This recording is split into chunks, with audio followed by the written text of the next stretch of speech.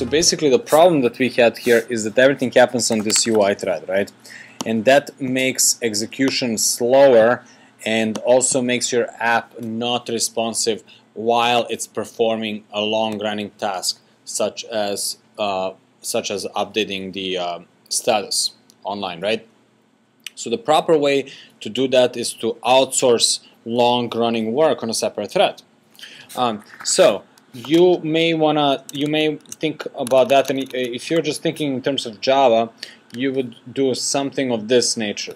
Now, don't do this because I'm gonna take it out.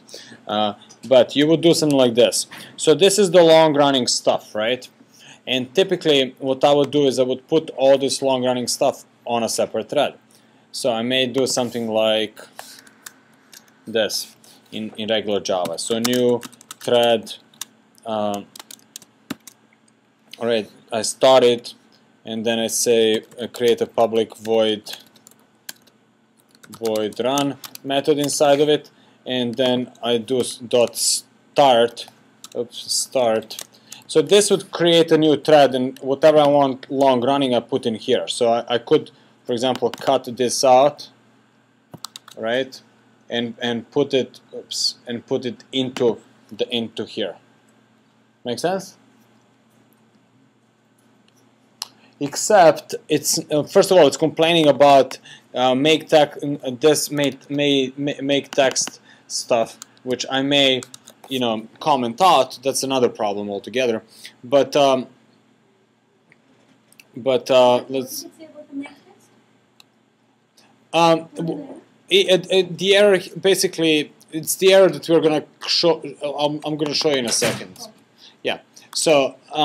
It's the same type of error, but I want to show you like this. So I'm going to run this, okay?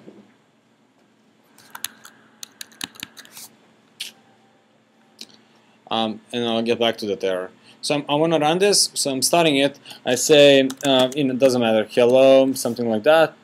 I click on update, and what's going to happen is my code is responsive, and it did put stuff on the separate thread. But you'll see when it's done what the problem is. And I may take 30 seconds because I'm still offline, right? I still don't have a connection. I should have enabled the connection. Let's see. Do I need to re-log in?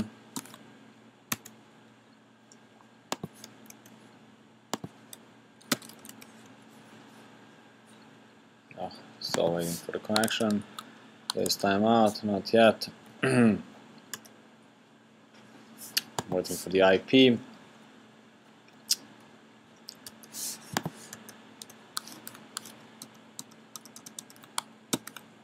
Okay. So I got to log in again, and there we go. So I'm logged in, so I should have the network connection. Click on update. And this should crash. Oh,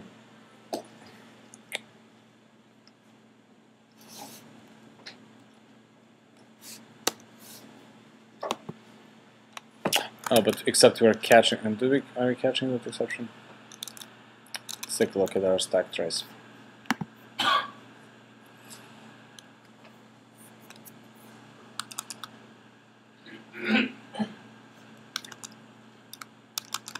Let me rerun this. So I'm just gonna rerun this example because it's just taking too long with this network connection stuff. Okay.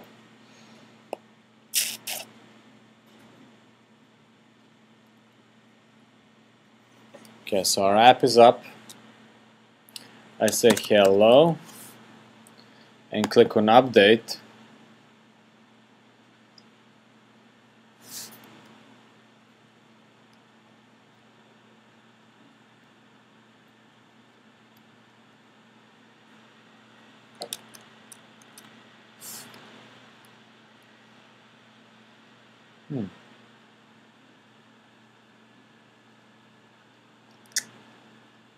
Well, I have a different problem altogether. I have account rate limit exceeded. Hold on a second. So basically what's going on is too many attempts to do this, and the service actually shut us down. So let me make sure I don't have a service running.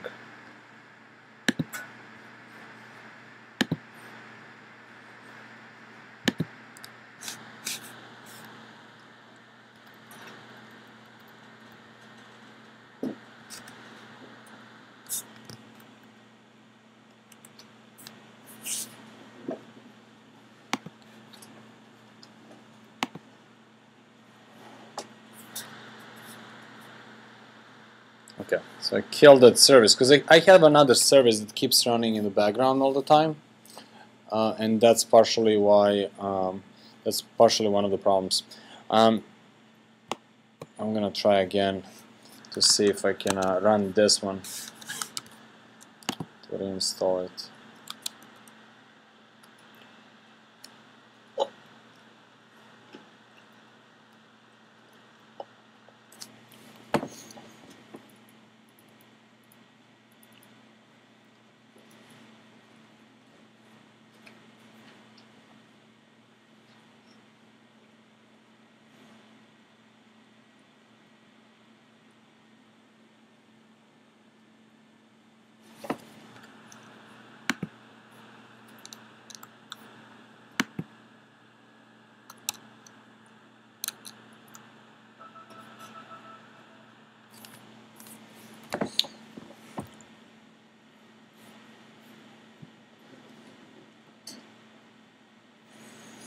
I'm waiting for it to start.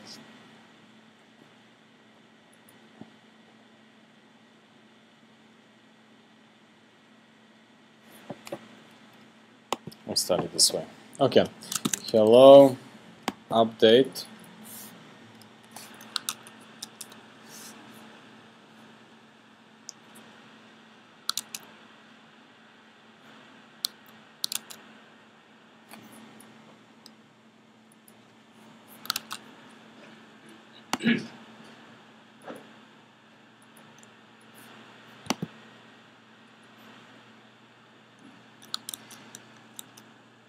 Okay, so that actually ran on a separate thread.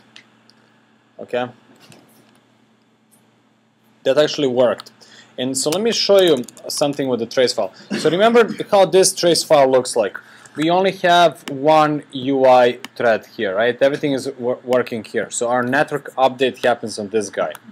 So what I'm going to do is I'm now going to look at the other trace file. So I'm going to get it. So I'm going to pull it from the device. I'm going to open it up, and we're going to see that there's actually a new thread. Okay, so this is our new thread. Okay, this guy here, and notice that all our network stuff, basically this is our UI. It ran. When we started doing network stuff, we actually went up here, did it here, then went back here, did some stuff on the UI thread, then went back here, did some stuff up here, then went back and so on and so on, right? So we outsourced this work and this work to the UI thread. And we can zoom in on this to kind of see what really happened. You can zoom in on this, and you can see that this is like byte buffer. You can see that this is URL stuff. You can see that this is, you know, network. That these are network-related calls, right? The green stuff is status activity. This green stuff is internal stuff. Let's take a look at this other blip here.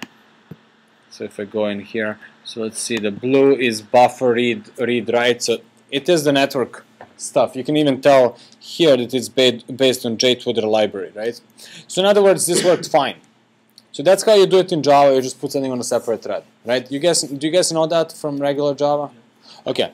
Now the problem with that is if I want to update the UI, right? So what if once we are done with this, I want to update the UI? Now in this particular case with Toast, the compiler is actually not even going to let me do that, right? So that's what the error, back to your question, what's the error here? Basically it says toast is not applicable for the argument this. Okay, so it needs this in this case is what? The thread class, yes. So if I wanted to point to status activity, I could say StatusActivity.this, right? Okay, so let's fix that. Again, still don't do this. So now if I run it, so I fixed it, it compiles, right? So run it.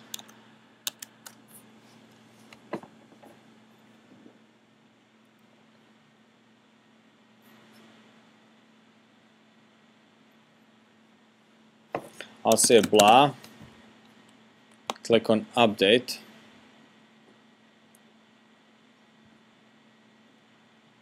and it crashed, okay? And so let's see why it crashed, right? So this says read the logcat. So we're now reading the logcat, and the logcat says this: can't create handler inside thread that has not called loop prepare. Okay, in this case it's kind of like a weird message. It doesn't really tell you really what's going on. But the idea behind this is that you cannot have one thread update UI of another thread, right? In other words, you can't just create a thread and have it update another thread's UI, because that would cause all sorts of issues with respect to, because it's owned by the original UI thread, right? So we can't do that. So we would have to provide some kind of synchronization and all that sort of stuff, right? To synchronize the two threads. So we would have to somehow communicate from one to the other to say, hey, I'm this much done, finally complete. Right? So makes sense? So far makes sense? Okay. So the solution to that is something called AsyncTask. So let me show you. d.android.com. There's something called AsyncTask. An AsyncTask is a convenience method that makes it easier for you to handle long-running stuff. Okay, so the way you do it is by creating a new class, right, that extends AsyncTask and that implements at least this one method, do in background. So what it does is it does something in the background. It can potentially send you the progress updates, meaning it says I'm 10% down, 20% down, that sort of stuff. And when it's done, you can do something on post execute. So internally, when does it call the on progress update? It calls it when you do publish progress. Yeah.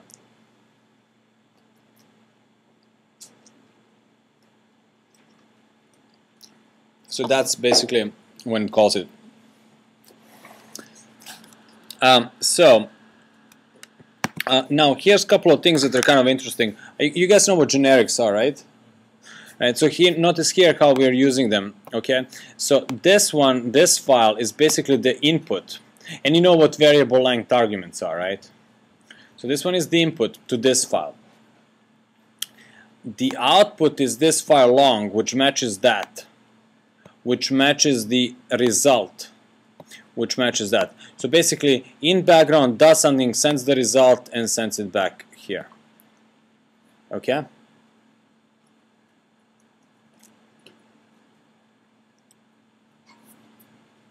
So far, so good.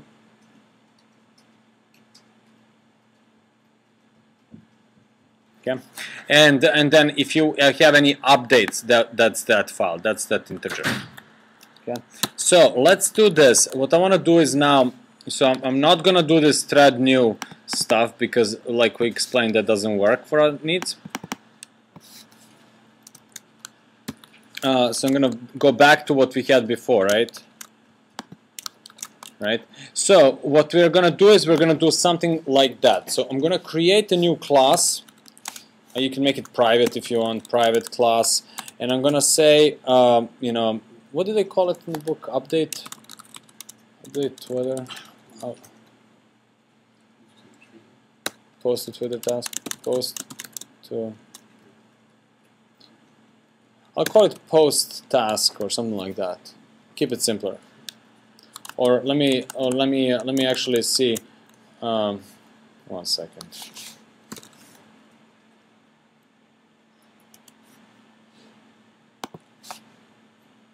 So, by the way, so just so you know where we're at, so we're talking about UI. So, and there's a section on threading, right? So that's what we're. I just want to be on the same page. Post to Twitter. Okay, I'll call it the same. So what we're gonna do is we're gonna call it post to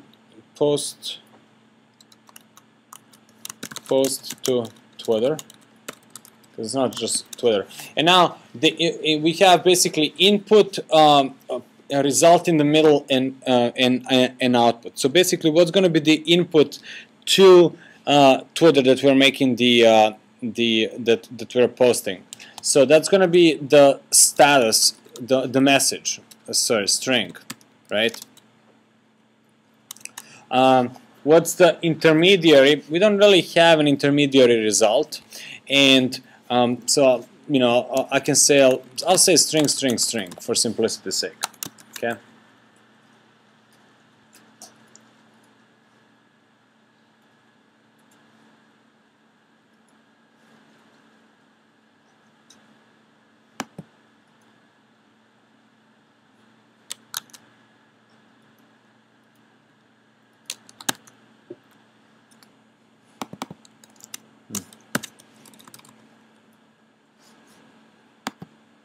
Sorry.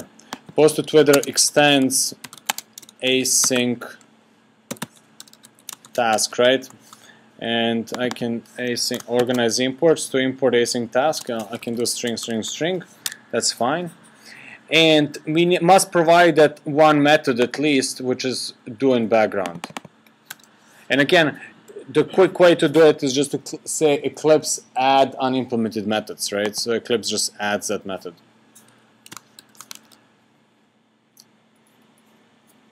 So this is going to be our, what's the input? It's going to be status, right? That's going to be our input. That's what we're getting into the doing background job, right?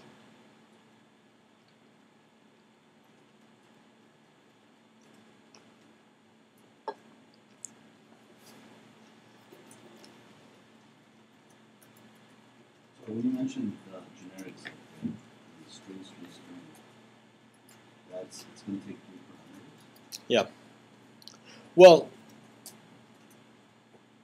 it can take 3 parameters. So one goes into doing background, one goes on post execute, and one goes in the intermediary update of progress. Do on progress update. Yeah. So see how, like for example, here, not here, but here, how we're going to create it is by, well, when we do a class, we're just going to create a new class, and then we're going to execute by passing in only one string. So in our case, it's just going to be one status. But this could also do multiple statuses, all you know, in the same point. But this map into this goes into that. This goes into that, and this goes into that. Yes, you're saying execute, but then class internally is going to manage these 3. Yes. Yeah. Yeah. And then this must match that, because the result of doing background goes into result. Yeah. So it's a little convoluted, but this is a good example. That's why I kind of wanted to implement it.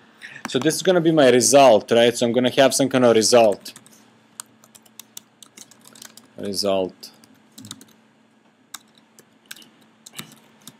Right?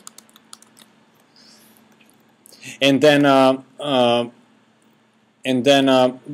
going to also add that method on post execute. And this is again where you can do source, override implement methods, and see how it knows what's possible to place in there, right? It's kind of knows that you are inside of AsyncTask, so only the following things are possible, right? So I'm gonna say on post execute, and bam, it adds that method for me. Okay. So far so good. So this is the structure of that, right? So in our case, we're doing something in the background, passing a status, doing some work here. You know, the work is gonna go in here. We haven't done it yet, right? And then once we're done, we're gonna do something here on post execute. So far so good.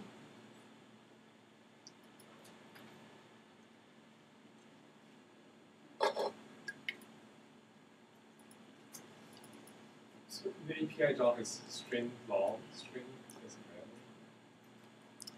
matter. The what? It doesn't matter. I mean, I'm not using this middle parameter. Oh, we're not using it. Yeah, I'm not using it, so it doesn't really matter what it is.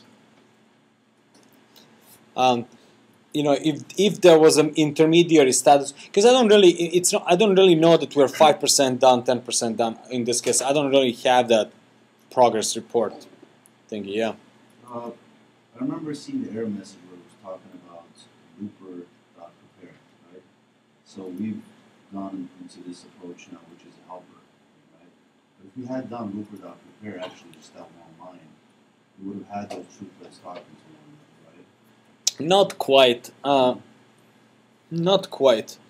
You would still have the issue of one thread synchronizing one thread with the other thread when it comes to updating a UI. That message looper.prepare is sort of yeah, it's referring indirectly to that. Let me just kind of try to explain what that is. Sort of a mini digression on this, but I actually created a picture for this after a zillion people asked this question. So looper. So this is what it looks like inside of a process, right? So this is our application, right? And you keep pressing the button. You know, you press a button and or some system events happen, like phone call is coming in, SMS arrives, battery is running low, whatever that is, some new intent gets fired. All those things just go on the back of some queue. So there's a queue and the messages get posted on that queue like that, right? And then each thread has its looper. And looper just keeps looping. And it does one job at a time, one job at a time, one job at a time. So it keeps grabbing one of these messages. And then it executes it. Okay? Make sense? So when it runs it, it executes it. Now, when it grabs the next one, it compares its timestamp to the previous one. So it says, okay, how old is this message? And that's how it knows that if the message is older than, say, 3 seconds, it says, okay, I'm not doing my job fast enough. And that's when the system offers to shut it down. Okay? So that's what a looper does. It basically loops serially over a message queue. And whenever something happens, that just gets dropped onto a message queue. Right? When you make an intent, when you press the button. And that's why, if you guys remember, for me to recreate this on that problem, I had to both start the activity, right? But I also had to, so I had to start it. I had to let it run. So hello again, right? So I need to click update. So clicking an update actually puts a message here on the message queue. But if that was the last thing I did, then I probably wouldn't get force close and wait. Why? Because there's no subsequent messages. So it wouldn't know how long it took it to do the first one. It only knows how long it took it if there is a second message which now has a timestamp that's older than 3 seconds. Make sense? So that's kind of how that works. Now, so the looper, handler prepare is basically an access to this looper. So looper and handler go hand in hand. Handler is our access to the looper. I used to do this stuff more via loopers and handlers, but then I realized that that's overly complicated and not really necessary, so I kind of simplified it quite a bit. So, so the handler part of it, so you give something to the thread, you say this thread needs to have, for example, a handler of 1, right? And then when the thread is done, we'll hand it off to the handler 1, just do the post part of it? No, handler is your access to the looper. So by having a handler, you can basically post jobs.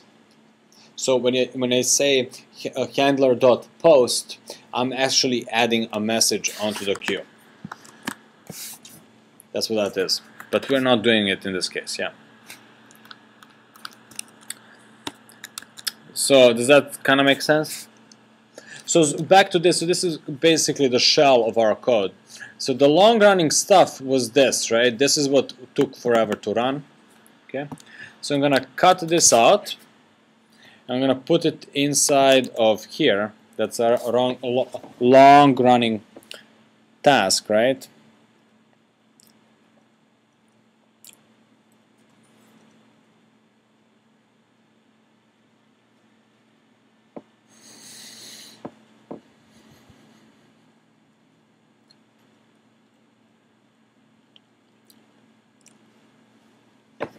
Okay, so now the status is going to be this status. But you guys know what status dot string dot dot dot is, right? Do you know?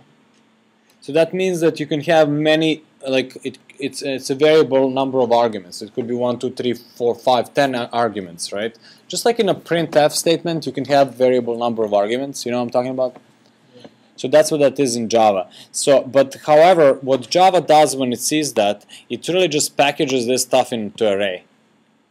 So basically, if I want to access the first element, I just have to say status 0.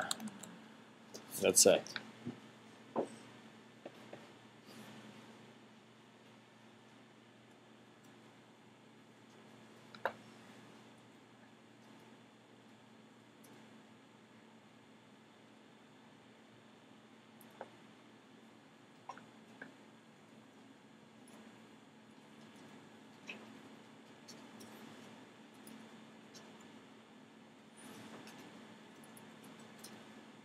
So far so good?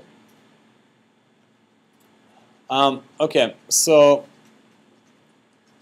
since I'm not going to be updating the thread, the UI from the main thread, from this thread, right?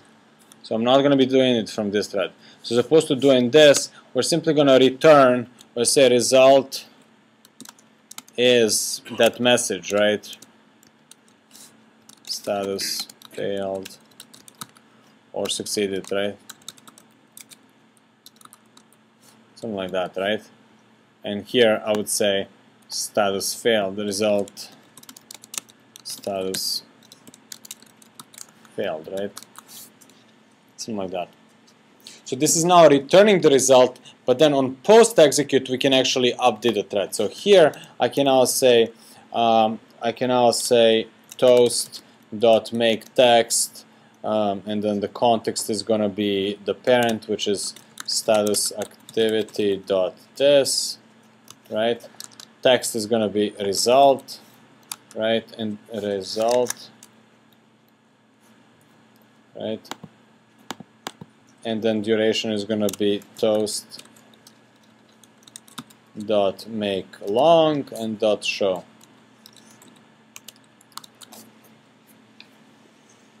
So that's done. However, what's one thing that you guys don't like about this code? The actual strings are inside of Exactly. I kind of cheated. I went back to like hard coding the text, right? I partially wanted to do that because I wanted to say, hey, you know, now what? How do you pass it back?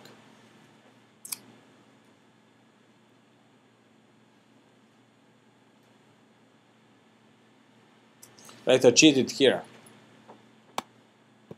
and here.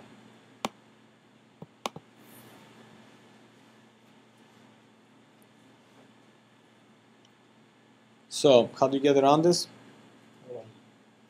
You have two ways. You can print class, instead of returning strings, return the resource ID because we know those are integers, and then at the bottom you just accept the integer and do turn that resource ID into a string. Yeah, I mean, one way would be to re-engineer this so that we are not working with a string here, but we are working with the integer corresponding to the actual resource ID. We could do that. It's not the most elegant, and but it would absolutely work. That's definitely a solution. But the reason why I wanted to bring this issue on is, so far we've been working with a nice Android API that is aware of resource IDs. So you can pass a string or you can pass a resource ID. It knows how to behave if it's an ID, right? But not all API is resource ID aware, especially not non-Android one, right? Like some other Java classes and stuff. So sometimes you actually need to look up the actual value of the actual system resource, right? How do you do that? Yeah, so there's a method off of context, right? Like we've seen a bunch of stuff that hangs off of context. But basically, I would need to get access to context. And normally it would be just this dot, but since we are within post to Twitter, so this doesn't work. So I have to say StatusActivity dot get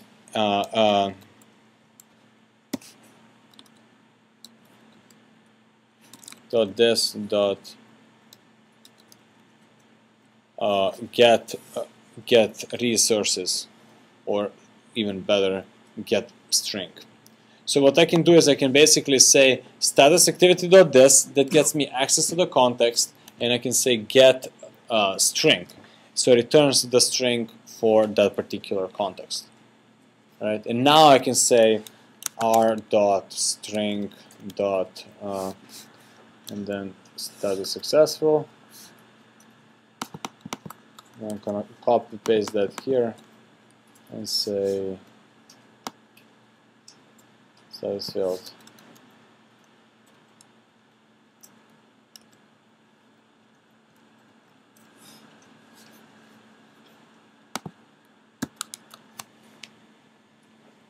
And that's it.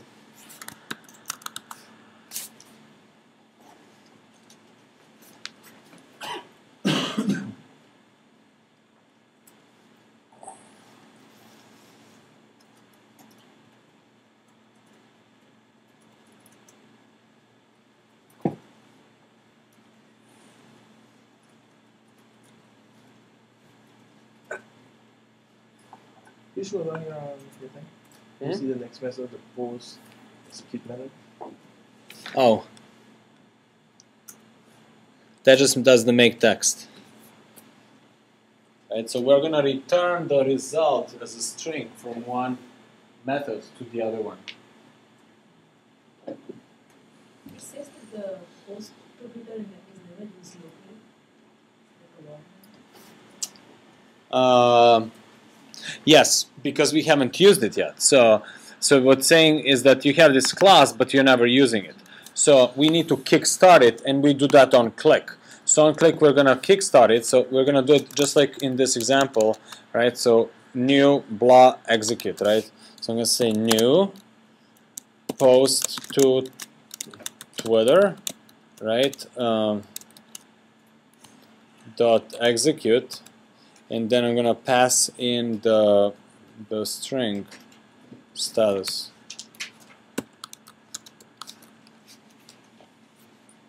Right? So this status now goes into here, okay, which is going to go into here, right, which then goes into the result of which then goes from here, from here to here.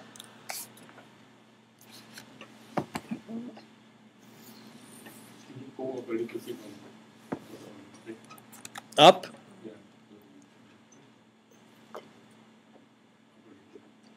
Oh, you're looking for this line? Yeah.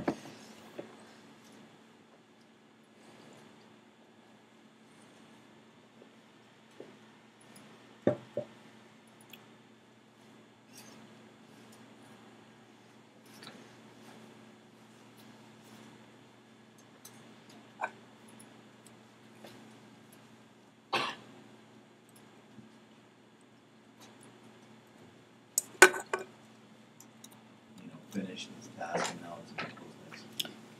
So on post-execute is linked to this. So basically this is the work that would go on a separate thread. So this is the work that would go on a separate thread. When it's done, it's kind of like doing wait to notify. It results in a notification to this guy, so this gets posted in here, that information. Right? That's kind of how. So this now runs on a separate thread, and when it's done, this is going back on the UI thread. So this is sort of like this. So this is UI, and this is async. In your PrefsActivity, was the thread called post-to-Twitter, or what is it called? What is the thread called? Is the thread on a name? No, it doesn't. What Didn't does have. it get called in your debug utility that you showed? Yeah, so we didn't give it a name, right? So here it's just called AsyncTask. Oh, it's called this. Oh, it just says AsyncTask. So if I Yeah. want to do AsyncTask, Yeah, there's a way. So that's a good question. How do you give it a name? And I think you need to do. I think you need to just insert a generate constructor.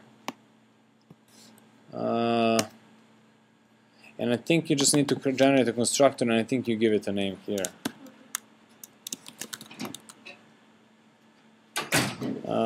Maybe not.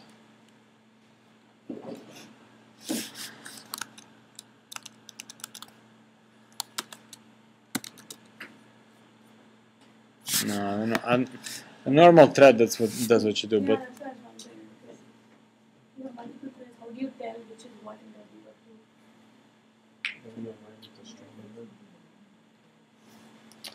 yeah, I forgot. I saw it. I know there's a way.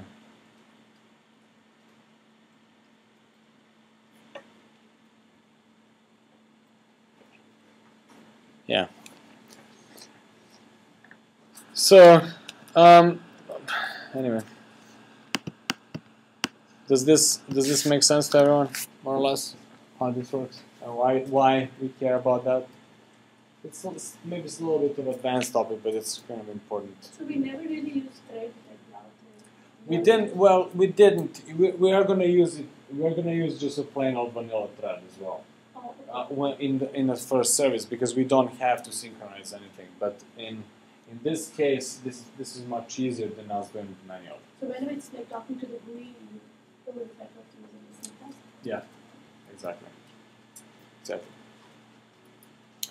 Okay. So you guys ready for something new? Huh? Okay. So we now have a. Sure. We now. Let me close this. So let's take a look at where we're at. So this is our game plan.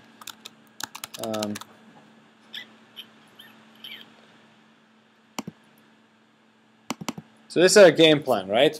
So we now have this done. Done. We exhausted it. Like, we've done a lot of stuff on it. We've done this, it updates the online service and so on, right?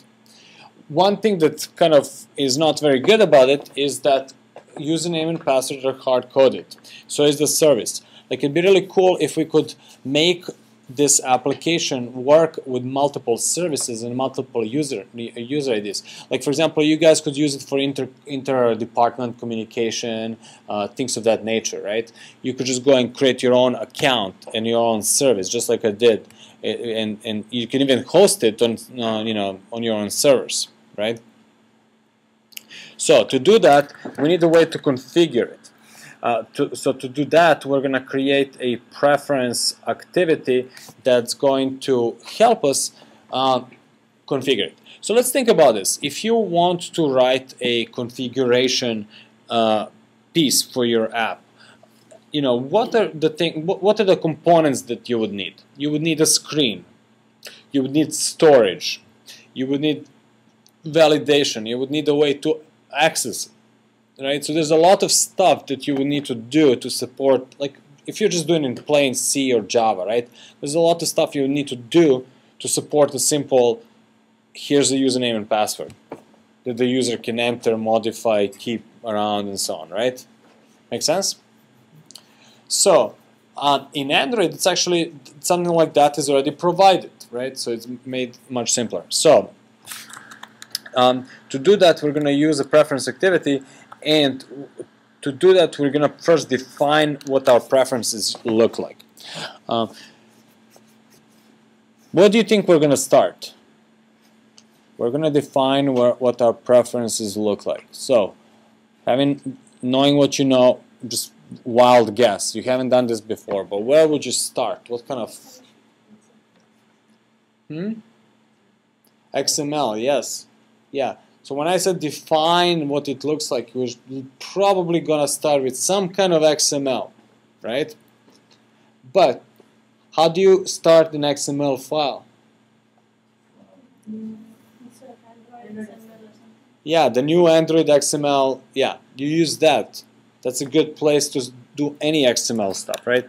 So hopefully you're realizing by now that, you know, Android development is really just a combination of XML and Java, right? So when it comes to XML, yes, you could go and figure out where the file goes and put it there manually. Or it'd be easier if we just went File, New, Android XML file, bam. Okay? And now it says, what kind of file is it? Well, see, there's a box here that says preferences, right? So select that, and I usually call my file prefs.xml, right? And it's going to figure out that it needs to go into the XML folder. So all I did is chose preferences and gave it a name. That's it.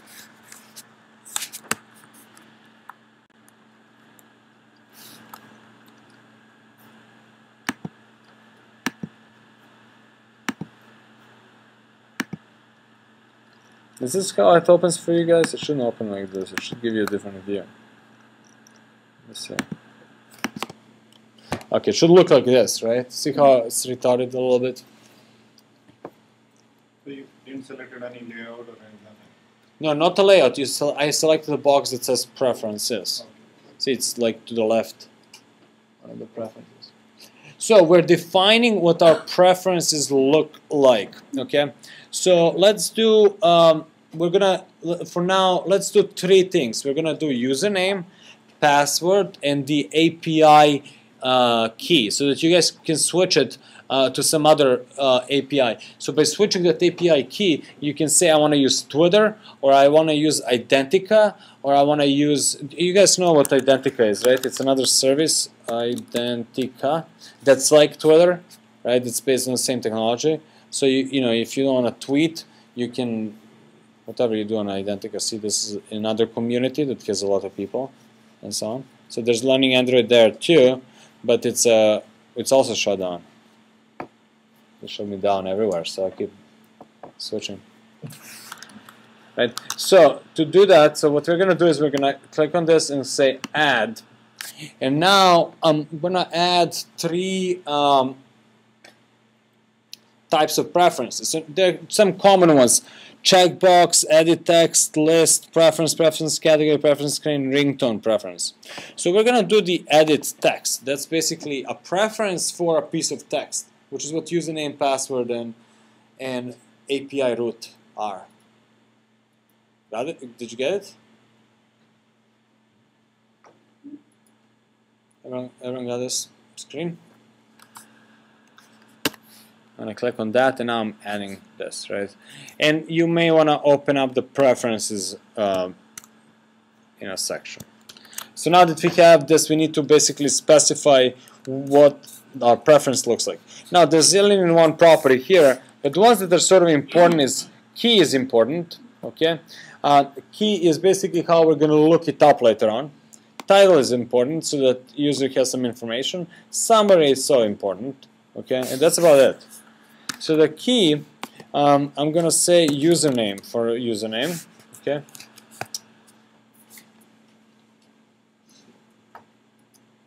Password, sorry, title, I could type username, but better would be to define it in strings.xml, right?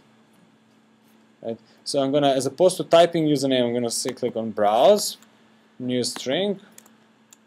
I'll say string username, or I can just, you know what? I'll just keep it simple. I'll just say username. Username.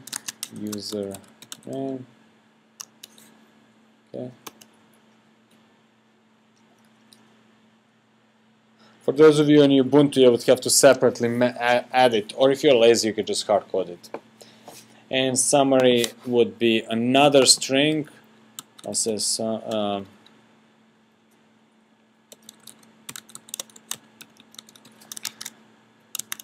please enter your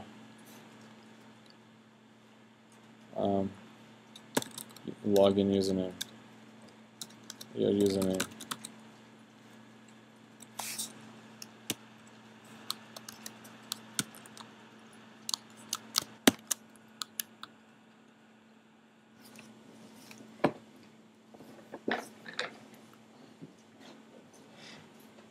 So far, so good? So finally, this won't show me where on the page it's putting it. Because layout can show me. Maybe this won't tell me where it shows it on the screen. There's another thing for it. What do you mean? So last time when we did the layout, it's an alpha. I go on the screen where things go. Here I'm just putting that. Yes. Yeah. There's a standard. Yeah. We'll get to that. Yeah. So is everyone got this? Pretty much something like that. I mean, it doesn't matter if you have all three. Do you guys have one or two? Do you have a username and password? Yeah. Okay.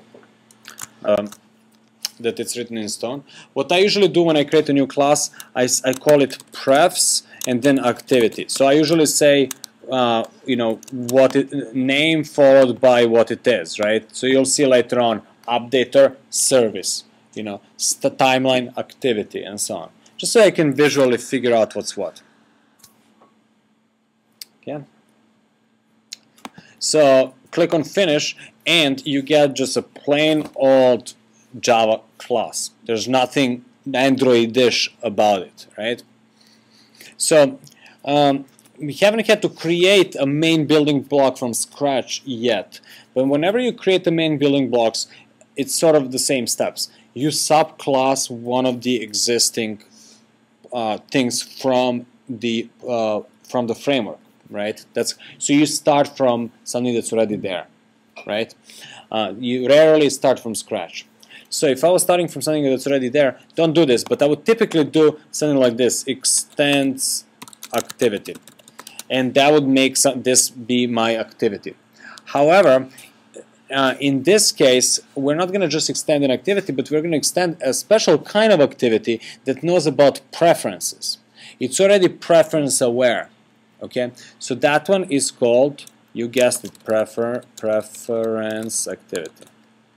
And then organizing import so that it gets imported by Eclipse, and voila, we now have a blank preference activity. So if I say extends and hover over, will Eclipse give me a list of classes? Didn't do that. It's a good question. Let's see. Control space? No. You need to type just P and control space, then it would show you any options. Oh, there you go. Wow. So you say P and then control space reference activity. But I should know the P at least. Yeah. When you were quizzing what the activity should be, I was like, okay, maybe it'll tell me. Yeah. That's great. I mean, I thought that was extra, but I guess that's a standard. Control enter. Control space. Control space is your friend, yeah. So, yeah, cool. Okay, so we now have a blank activity.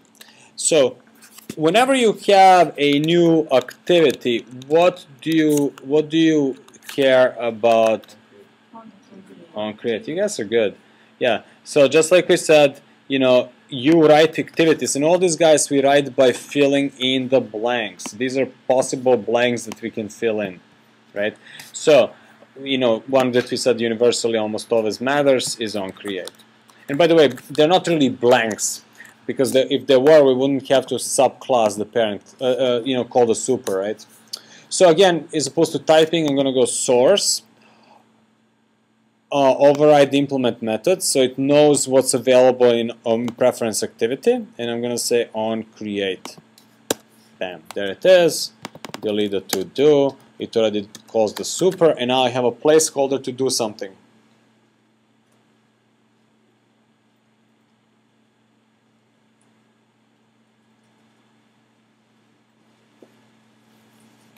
Okay.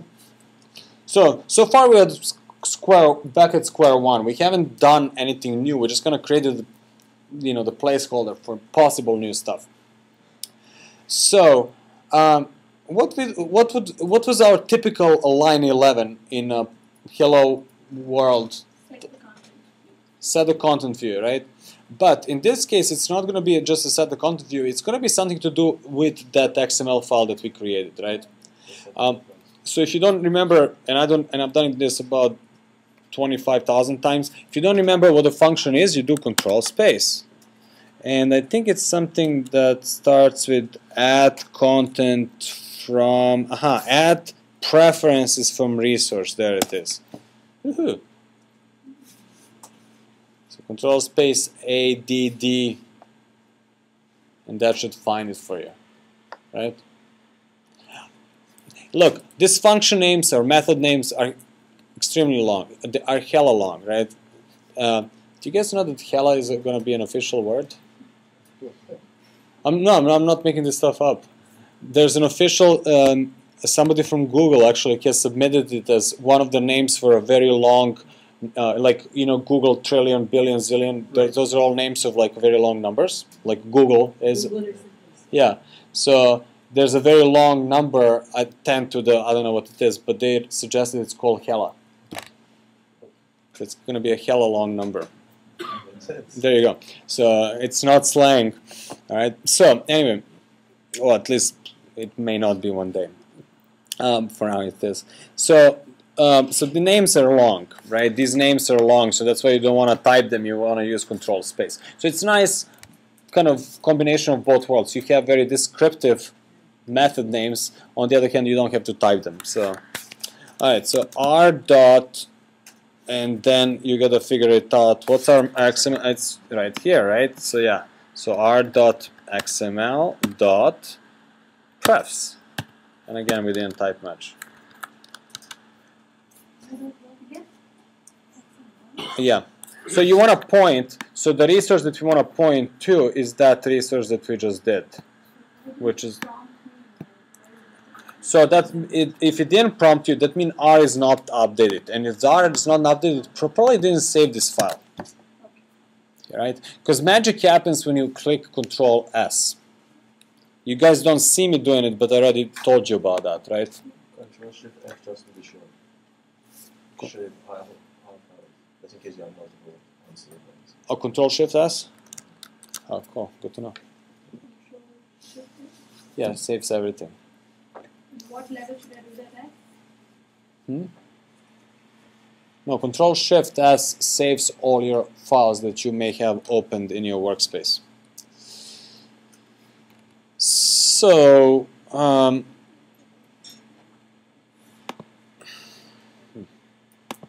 don't even know what this do. So now that I have that, so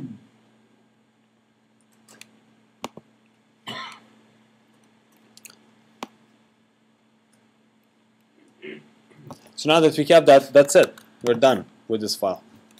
So basically, the bottom line is it's a one-liner.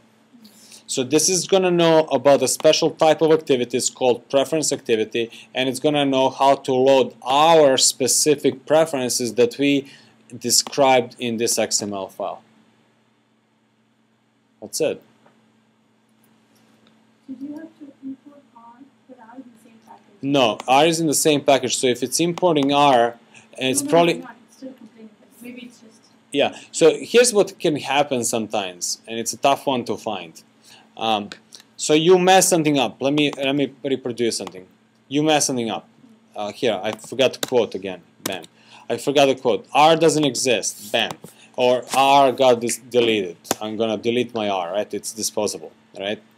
So I have a problem here, which is preventing R from ever getting regenerated because it's kind of things start this way and then eventually make it here, right? So if you have a problem in XML, you don't even get to R, and which then breaks all your Java, right? So now I go back to Java and I try to fix this problem by doing Control-Shift-O to organize it, right? And what happens is it now says, okay, where can I possibly find this thing R? And it finds it in the system. So it finds this Android.R, which is a system R. Okay, I think I told you about this as a common. I should write something on the common errors, but this is a typical error. So then you still things are not working. You tried everything, and then you realize, aha, you made an error in the XML file. You go, you fix that error. R gets regenerated magically, right? But then you're back in this file. It's still not working. It's like, why is it not finding my R? And typically Eclipse does this. Like, let me even arrange this like this, right? And Eclipse keeps this hidden from you, right? And you're like staring at this, and it's like next thing you know, it's 5 o'clock, and you're like panicking. You're like, damn, this Android stuff, right? It's a hard error to find. So be mindful of that, right? Because it imports the other R, the system R. So you do not, almost never want to. You never want to have that one ever imported anywhere. I'm surprised they call it the same thing. Yeah. Could be called something else, right? Yeah. Or C. Well, R for resource, I guess. So, but yeah, I think just having Eclipse organize imports tool be mindful of that anti-pattern and it's kind of saying, hey, are you sure? Then that would also be helpful. So is there, so I know someday I have trouble recreating the R, and I don't see any errors or any XML work with it.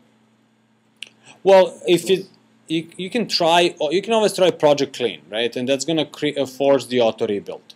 But usually look for any clues that something is wrong. So you may have an error anywhere else in the XML, like as a little X on it, or something on the console. So what you can do is, if you're not sure if the console stuff is too stale, you can clean it, then do project clean, and then see if there's anything, that still shows here's a problem.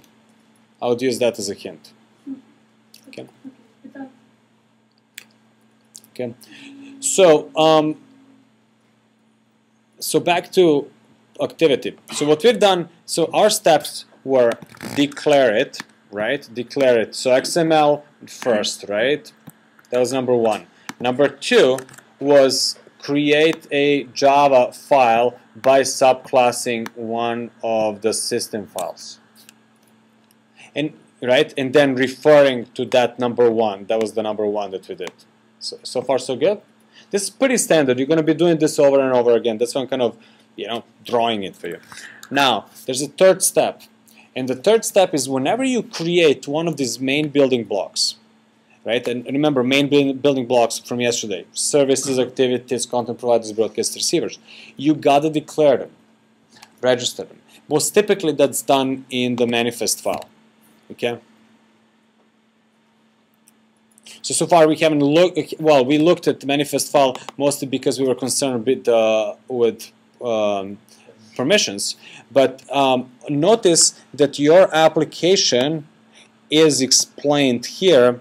Remember, an application is just a loose collection of these main building blocks. So here is our activity defined. Now, it's got too much stuff. You don't know what half of that stuff is, so don't get too intimidated by that, right?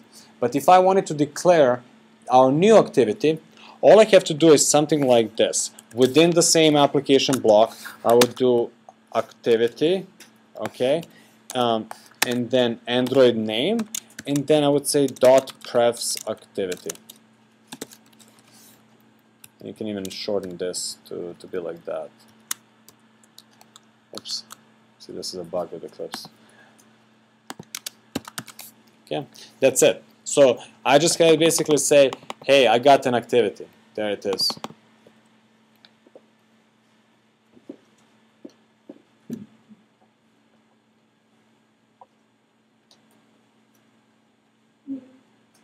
Okay. All right. So let me just continue with this. Hold on a second. I want to make sure this is recording. Okay. So this basically says we have a new activity as part of our application that is a name .prefs.activity. Why do you think we have this dot in front of prefs.activity? The video that said already that was required because the package name was on top. Yes, so that's a short form. So this dot is basically pointing to that package name that we specify here. Did you make a big funny people do like and add it to not that XML but the other thing? It doesn't result of that. It doesn't resolve? No, it resulted that. It doesn't put it back. If you go, that should XML. Oh, if you do it the other, if you right, go it in here. So if I basically went here and specifies add right, let's say you remove that. activity, okay, and it says browse, and now if I browse to, does this actually work? Because, well, yeah. Oh, prefers activity. Okay. Interesting. It still works? Okay. Yeah. I know, but on the video they actually said what was required. Yeah, that's how I know it. So yeah, because it should be the full-fledged. It could be, you know, com.marakana. Blah blah blah. But that's fine. So if it works, it works. Okay. So we now actually have it. We have this preference.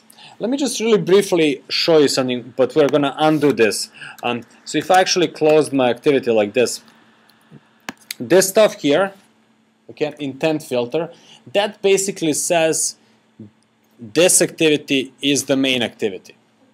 Okay, so you can kind of think of it as whoever has these 4 lines of code is going to be the main activity. It's going to be the home page, right? So if I simply took that and moved it into here, okay, now prefs.activity shall be my main activity, right? So just to show you really briefly, if I now start my app, where's my emulator?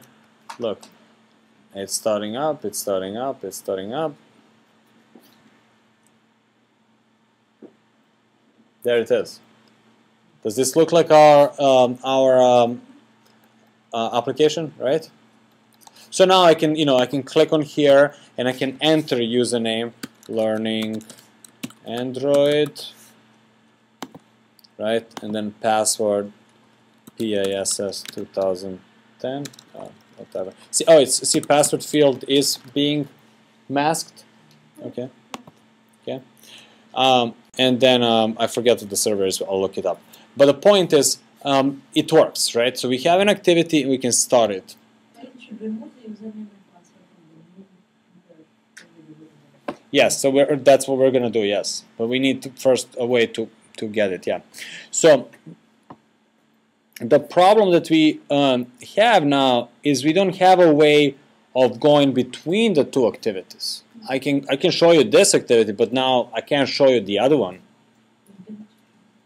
Yeah, so what we need a way is to fire, you're right, we need a way to fire an intent to start from one activity, the other activity, or vice versa. The question, however, is how are we going to do that? Where are we going to start these intents from? Yeah, so there's something called option menus. So the little, there's different ways. We could create a button if we wanted to, right? But there's also something called options menu. That's you press a button and it pops up. You press the menu button, bam, and then something comes up. You know what I'm talking about? Yeah. So if I go to like home screen, this thing is the options menu. See, that's it. Yeah. So what we're gonna do is we are going to create that, and then we have a way to bounce between the 2. The question is, what do you think are going to be the steps to create a menu? Yeah, so we're going to start one with XML, then two do some Java, right? So, and when just like before, and by the way, I'm going to return this back to what it was before. So just like before, to create an XML, start by clicking on the, well, you can click on the little A+ thing here, or you can, you can go into and go File, New, Android XML, right? And this. One quick question. Mm-hmm. So in this preference activity, we don't have to do like any, or are there any options to do any graphics, like if you want to change or do anything, or like the way we did in status activity? Yeah, some layout, something around it. Right. Okay. So the question is about graphics and things like that. So okay. So let me then go. Let me put this back. And then Alt up and down does that. Right? Except I have moved one too many. Right, like that. So back to this. So just so we can see, I can actually apply. So you first of all, you saw that it was white, black on white. So it already applied our global theme, which was what we specified here, right? But what I can do is I can also apply a style to or a theme to a activity. So I could do something like this: Android theme. Android theme, and I can say add style / activity. So I could do it like this. Let me test that.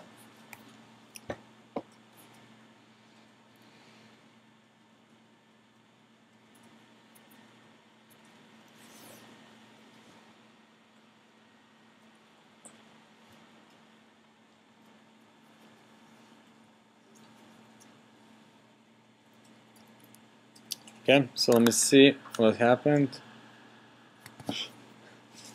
Can you do that?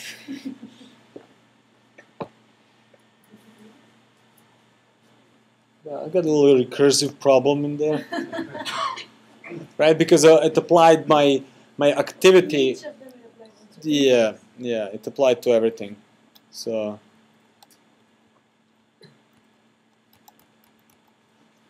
I mean, artistically, it's kind of interesting. From usability, yeah, it's an F, but from artistic point of view, I can see, I can see a lot of birds, and it's extremely slow. Okay, but so yes, you can do certain stuff like that. So we could have applied a theme. So I should probably recreate my theme. But I already have the theme here, which is a global theme, which just makes it black on white, which works. There is a. Can you somehow put that inside layer? Can you put preferences inside layer?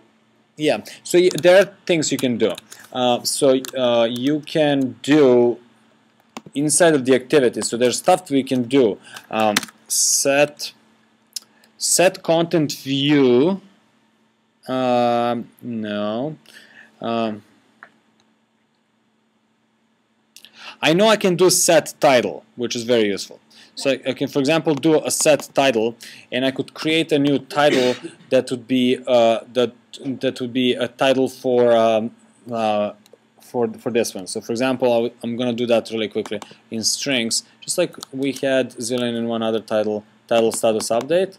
I'm going to create similarly a title prefs.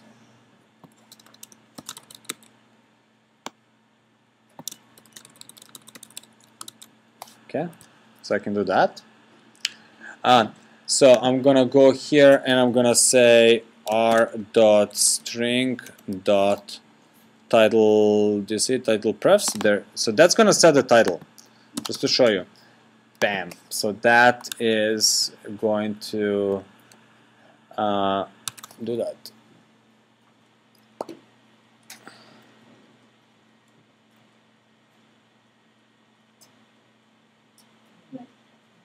Well, it did this, right? Yeah. Yeah.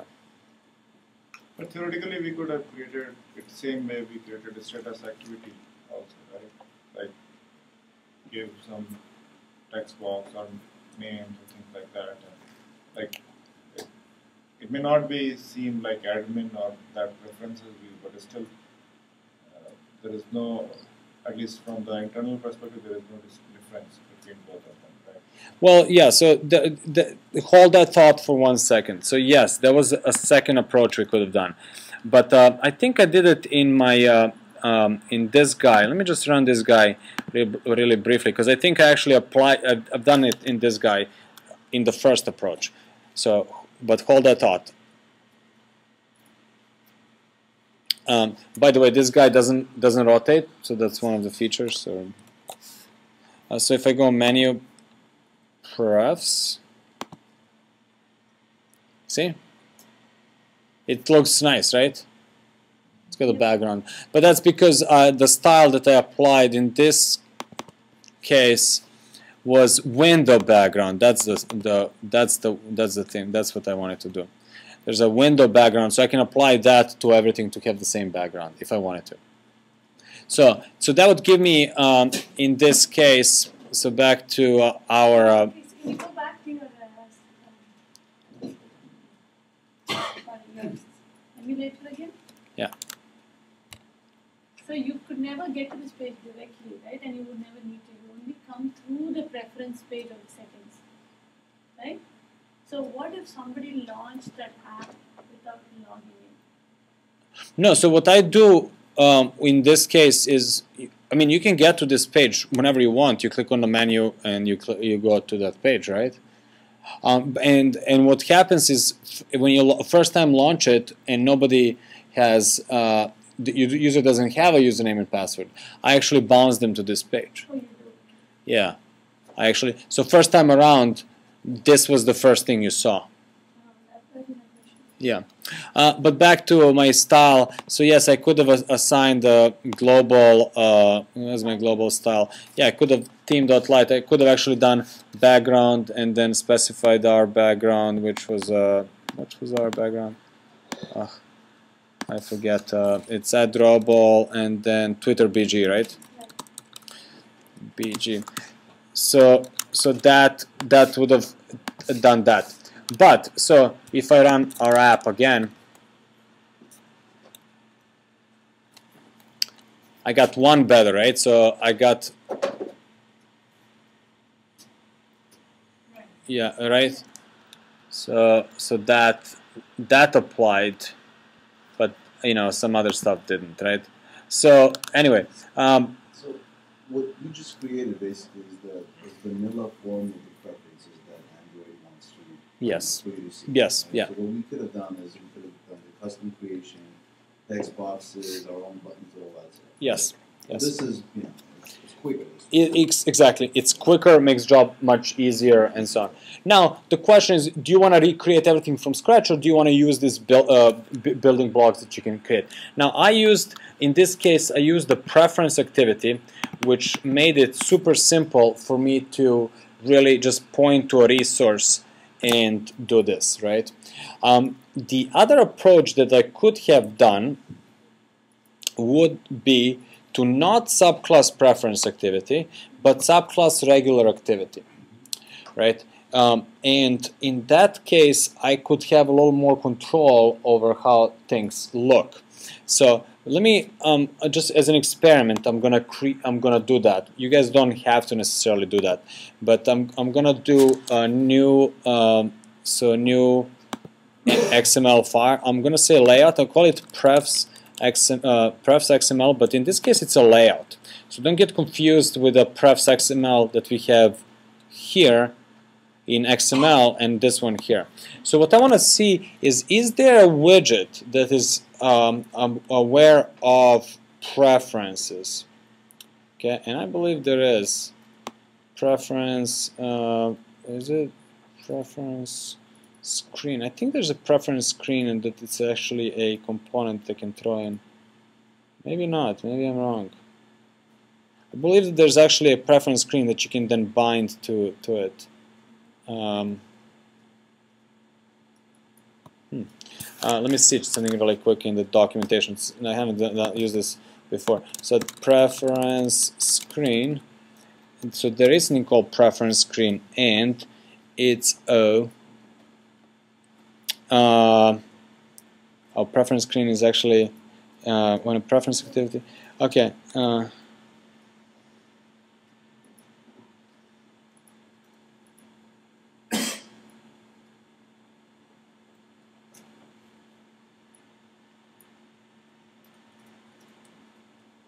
Yeah. So anyway.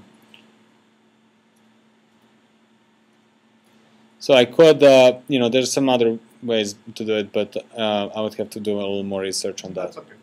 Yeah. So for now, we're just gonna stick to the style thing that Twitter BG and yeah, I'm actually gonna get rid of that for now as well because I don't like it the way it looks. So that's preference. But let's get back to the menu. So I'm gonna close this.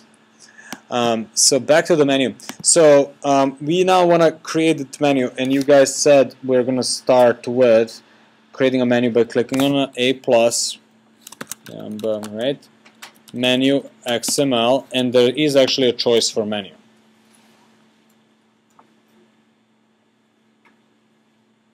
What is this? What are we making again? So Sorry. we need a way to jump. See how here I have a poof menu, and then I have things that pop up and I can do. That's what I want to do.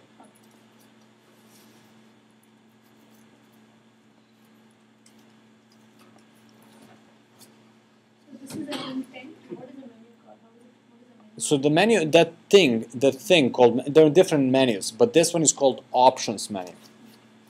Okay.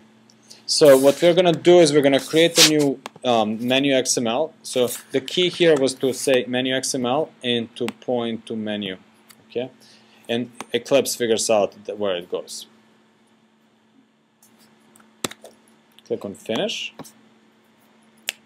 And see, for me, it does this once in a while. So if I kill it and then reopen it, hopefully it's going to open up in a normal view. There we go. Okay. So add, exactly, so we add item, and with the menu, again, you have zillion things you can specify here. Some are more important than others. ID is going to be important because we're going to need to look up which menu was clicked on. Okay. Title is going to be important so that we know what the title of that item is. Title condensed is if this is too long, you may want to provide this, but it's not that important. And icon is not that important. So, title, let's call it item prefs, for example. Because again, it's going to go into same flat list of IDs, so that's why I want to give it a name that's somewhat meaningful. Okay? Title, again, just like before, define it in somewhere else. I already have title prefs. So, but you can either hard code it or you need to define it in strings XML. Yes.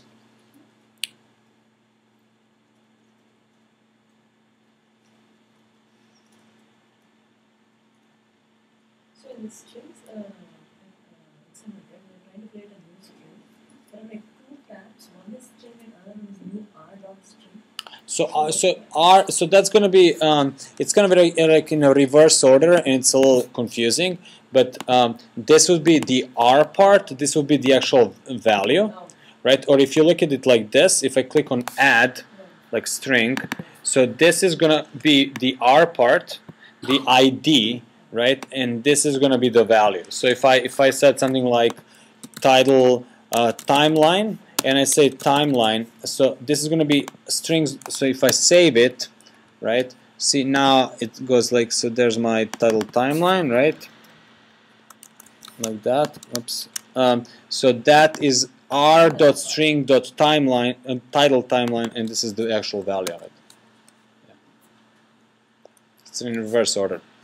Okay. So menu. So like I said, ID important, title important. Icon, highly recommended. So let's take a look at options. So we need to point to, we need an icon, right? Image, picture, graphic little thingy. And you guys already know how you can do that, right? You can go on Google Images, find some image, drop it into drawable, right? And then you would say something like at drawable, blah, blah, blah, right? But these icons are kind of pretty standard. Like, you know, there's already a settings icon, right? So can we use some of these system icons? And yes, we can. And let me show you where the system resources are, so you can kind of see some images of that. So remember yesterday when I was talking about the platforms, I walked you through some directories, right? We walked into platforms. It doesn't matter if you have 4, 8, whatever. It's always the same.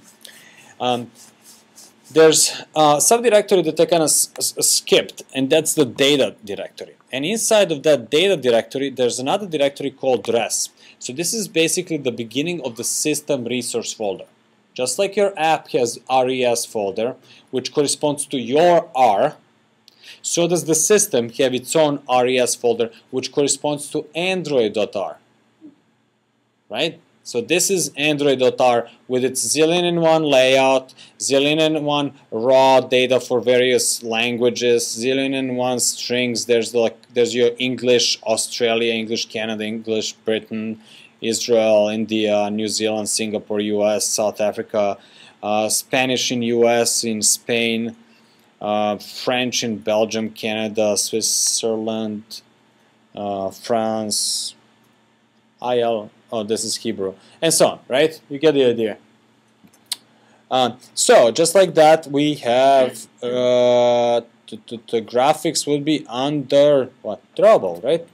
So I'm going to look at drawable, for example, medium. It doesn't matter if it's medium, high, or whatever, right? What is available? That's just you're not in Matrix, this is just your Yeah, this is just a Windows Explorer, quote-unquote Windows Explorer. So these are the various pictures that ship with the system. You've probably seen them around town, right? Like you've seen these pictures, right? I'm just blowing them up so you can actually see them on a... These are my favorite. Okay, so these are the various pictures. Okay, and so on. So you can find the one you're looking for in here. I actually have a website which I included in a resources appendix, so in a book. It should be in there, but it's you can also just go Google Android drawable, and you're gonna find this screaming penguin page, and that's what I usually use to find, you know, graphically to see all the images like this, right? So if I'm like trying to find something really quickly, you can look at it file Windows Explorer, or I can just go here and say there it is. Okay, and now I know what the name of that file is, of that resource. Okay, and they're kind of named in a certain way. Like for example, all the ones that start with IC underscore, they're good size for the menu, right? And so on. So see, now that I have that, I can go back here and I can say at, and when we're pointing to system resources, then it's Android column drawable, right? But by default, these images will be present in everybody's Yes, they must exist. Yeah, they must exist on everyone's phone. If it's a normal Android installation, right? So yes, and so it's preferred to actually reuse the system ones than to create your own, right? Yeah. It's kind of confusing that when it comes to the user apps, it goes into a folder called data, and the system images are also in a folder called data. Yeah. Yeah. I can see that.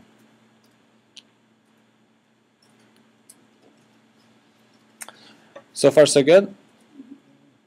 So now we have our menu. Now to show this menu, it's kind of interesting how it works. You need to basically create a method that's going to inflate this XML file.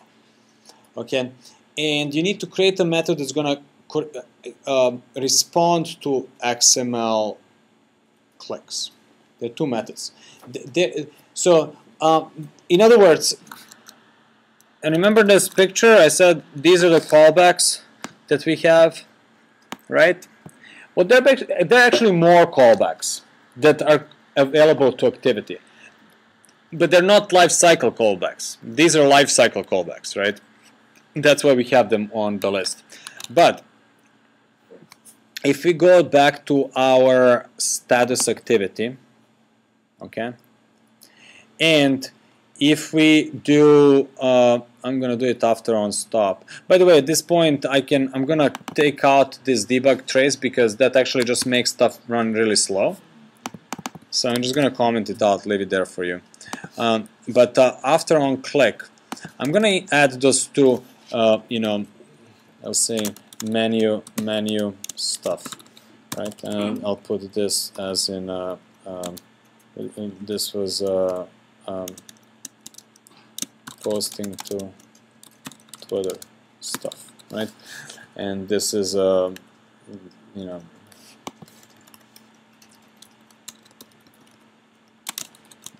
button stuff. Yeah. So menu stuff. So what I'm gonna do is I'm gonna say, as opposed to remembering these and trying to type them, I'm gonna go source override implement methods. Interesting. It thinks that I'm still in AsyncTask, which I'm not.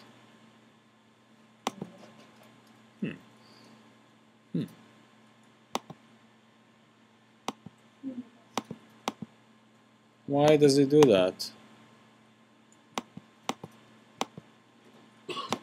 Interesting.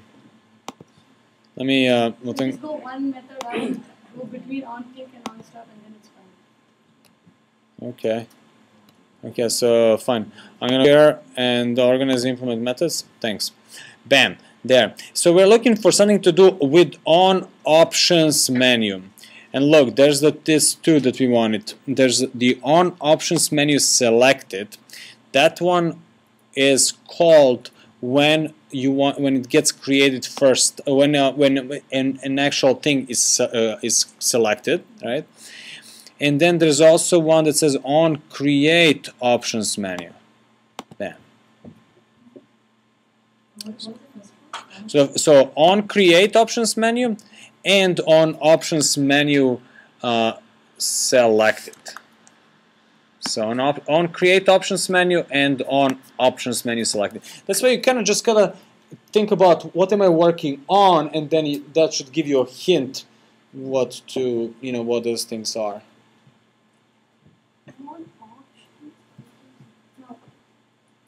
On options item selected. On menu item selected is a good question, but it's different. Hold on a second. I would have to look at the documentation. Yeah, because you can't this a menu too, right? Yeah, but as I said, there are different menus. So there's when you long press, that's also a menu. Yeah, context menu and so on. Okay, so I'm gonna add those two after on click. Where did it add? Okay. So hold on, just add it.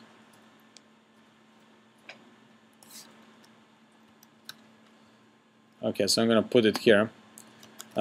So there it is. So these are the that we have, and if now we can kind of put the mouse here on, and on create options menu it tells you what it does. So initialize the context to the activity standard options menu, blah blah blah.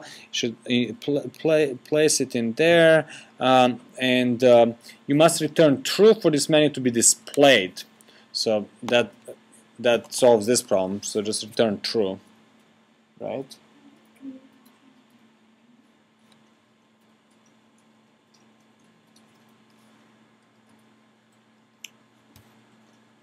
So this is getting called when I select. Yeah. So no. So it's really interesting. This gets called when the user presses the menu button. So So when the user presses the menu, they're on your page and then they press it. yes. So when they, in the current activity, when the user presses the menu button, this gets called. But it also gets called once and only once. Right? And from that point on, it saves it. So the point is that it's basically, it's used for lazy initialization of your menu. And almost always, you're gonna basically do something like this. You're gonna do something like this: get menu inflator, and then you're gonna say inflate your resource, which is r.menu.menu into menu. So it's kind of confusing, but we are basically using something from the system called inflator to inflate from this resource into the menu that was given to us. So in other words, this is then returned by reference, right? Why menu? Because you know it needs to somehow create the menu.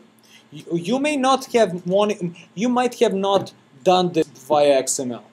Okay, let me show you an alternative way. Like sometimes I see the people do this in a code. Like for example, you know, I'll leave this here for you guys in case you're typing. But an alternative would be to say menu equals new menu, menu dot add, and then I would say, oops, menu dot add, or how do I add? So I need menu item. Where's menu item? Item ID.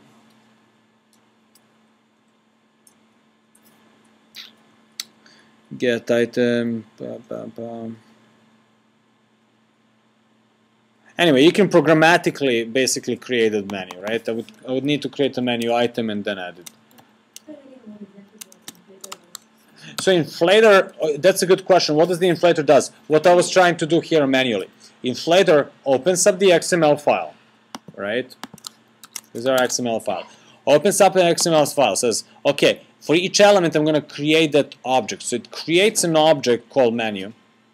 Then it creates this object called item and attaches it to that and sets all that objects info. So in other words, it does exactly the same what inflating from XML did for view, right? Parses that XML creates. So that's the process that we call inflating from XML, right?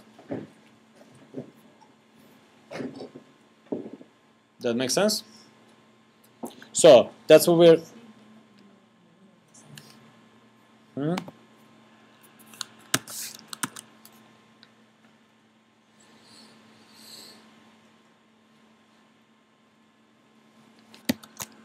Oops.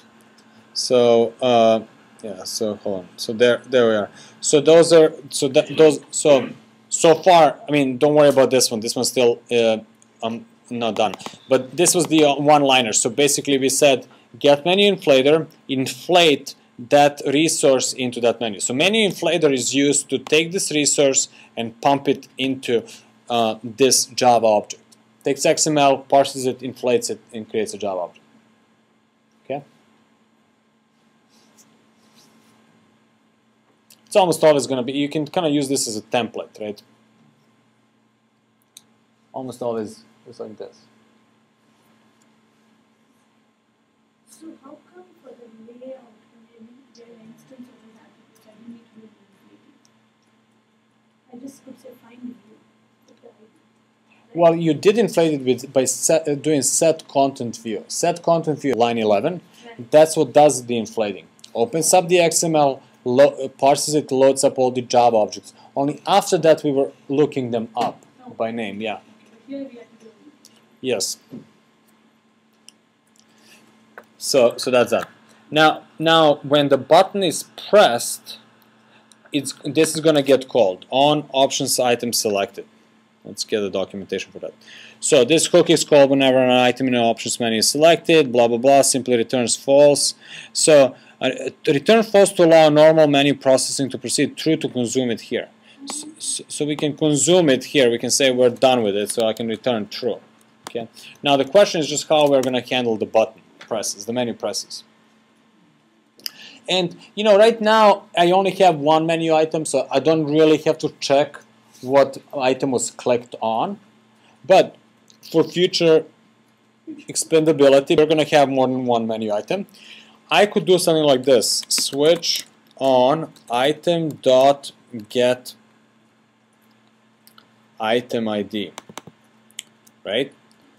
And then I can say case r dot ID dot item prefs, do something and then break, right?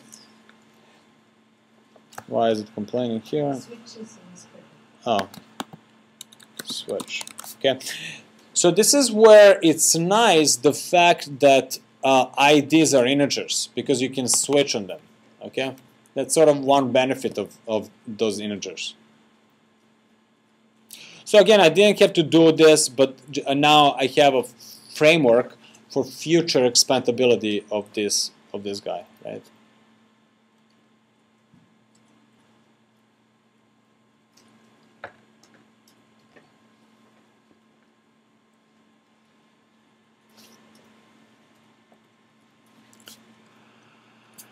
So far so good? Everyone follows this? So, what do we want to do when the button is pressed? Yeah. And to launch an activity, you simply do start activity, and you need to give it an intent. And that intent you can also simply do by saying new intent, new intent, and you gotta give it create an intent. Now, the intent in this case, one of the simpler intents is to do from to, right? So you say count. It doesn't really work that way. It's not really from and to, but that's an easy way to think about it. So I'm saying from this context to that PrefsActivity.class.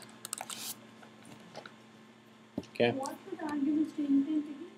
So there are two basic ways to create an intent. One is to just give it an action. Right? That would be the type, the more implicit intent. So then it would go figure out who can handle that action. But we do that more when you do application to application type of intents. We don't do that often when it's all within your own realm. When it's all within your own realm, you usually pass the context and you spell out which activity, or you know, in this case, activity, right? So it's very explicit.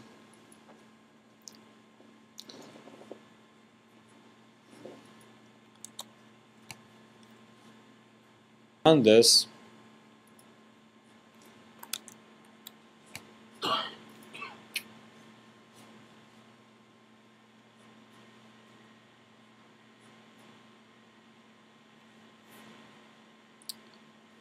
I guess I still have it set to go to my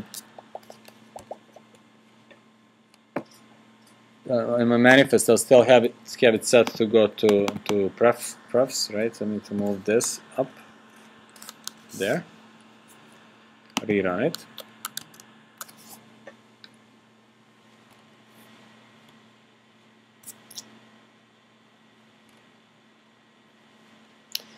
Right, so now if I click on menu, check this out.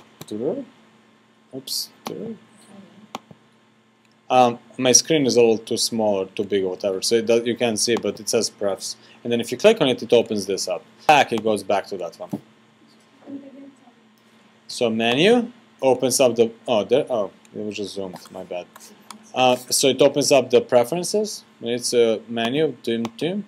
Okay, prefs. Opens up the preferences. I can now change, you know, password and all that stuff, you know, and I can go back to the previous one. So that's what we wanted.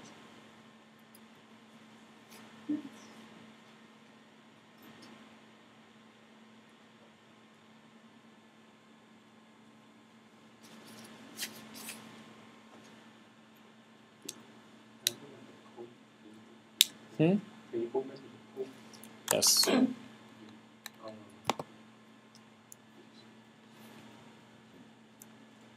So a couple of new things, right? You saw how to create a new activity.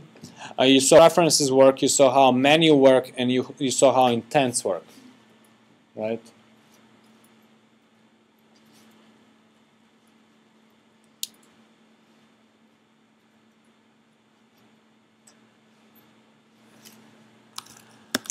Cool. So that's basically what we. Today we did. We talked more about UI. You guys, did a little more on top of that. So I kind of like to leave something always for the next day to pick it up with, right? So that you don't forget it. So I'll tell you what we're gonna do tomorrow. But so we did that. Finished the UI. We looked at the tracing, like trace view, and so that you can see what's going on under the hood in terms of the threads. Then we did AsyncTask to solve that problem and verify that works. Then we did created a new activity for preferences, created a menu to get started, sent an intent to get it started, and that's where we're at right now. So what we are leaving for tomorrow, what we haven't done is actually leverage those preferences, because right now it's still hard-coded. So that's why I want to leave that. So that's going to be our pickup tomorrow, right? So it's hard-coded, and we got to solve that problem. But that's our app right now. So just to kind of, for those of you who are following in the book, either one of the books. So where we're at right now is we did this, we did setup, we talked about main building blocks. So today we did UI, we finished this, right? And we are now in the middle of this, right? Okay. So now after that we're gonna work on services and database. So that's sort of our game plan for the next couple of days.